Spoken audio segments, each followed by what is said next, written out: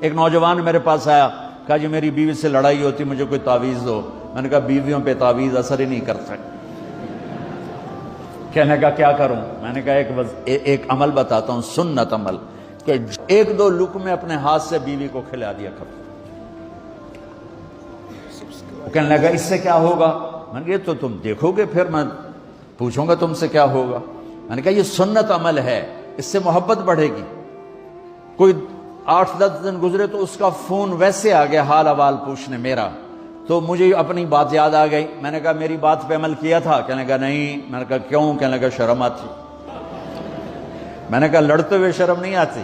کبھی کوئی کمزور سے بھی لڑتا؟ عورت تو بیچاری کمزور ہے۔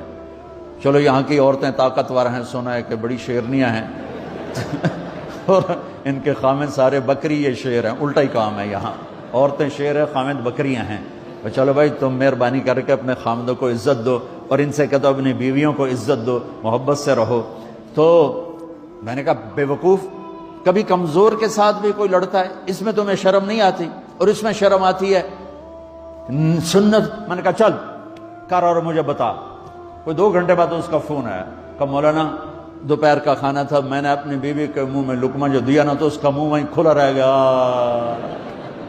وہ کہنے لگی تو نے خود تو کیا نہیں، کسی نے تجھے بتایا ہے؟ کس نے بتایا؟ تو بتا، تیرے اندر یہ ظرف نہیں ہے، تمہیں یہ سبق کس نے پڑھایا ہے؟ اس نے کہا مجھے یہ سبق مولوی طارق جمیل نے پڑھایا۔ تو کہنے لگا میری بیوی نے ایسے اپنی جھولی اٹھا لی اور کہا مولوی طارق جمیل اللہ اس کے بچوں کو سلامت رکھے جس نے تمہیں انسان بنایا۔